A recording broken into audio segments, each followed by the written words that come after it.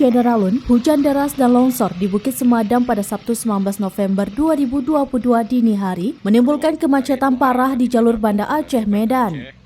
Ratusan mobil pribadi, bus, dan truk berbadan lebar terjebak dalam kemacetan panjang dari Sungai Liput di Aceh Tamiang hingga Kecamatan Teluk Halban, Kabupaten Langkat, Sumatera Utara sepanjang 20 km lebih.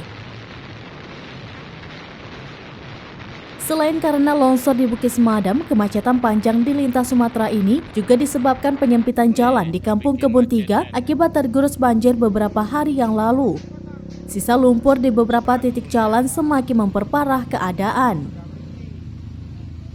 Kemacetan panjang di batas Aceh Sumatera Utara ini terpantau saat rombongan Serambi Indonesia dan Bank Aceh mengantar bantuan untuk korban banjir Aceh Tamiang pada Sabtu 19 November 2022 kemarin. Seusai serah terima bantuan, Bupati Aceh Tamiang Mursil mengajak rombongan Serambi Indonesia dan Bank Aceh untuk melihat langsung penanganan di titik longsor dan jalan rusak yang menjadi sumber kemacetan.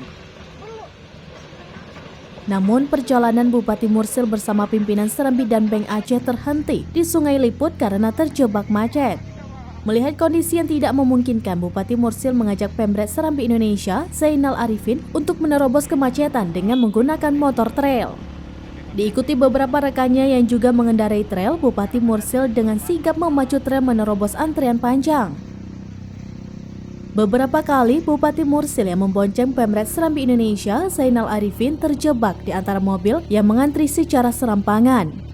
Di beberapa titik antrian kendaraan dari satu arah menuju seluruh badan jalan sehingga menyulitkan kendaraan yang bergerak dari arah berlawanan. Di sepanjang jalan, para pengemudi dan penumpang duduk di atas badan jalan menunggu lancarnya arus lalu lintas. Beberapa penumpang mengaku sudah belasan jam terjebak dalam kemacetan. Kemacetan panjang ini mulai terurai perlahan setelah material longsor dibersihkan sekitar pukul 15 waktu Indonesia bagian Barat.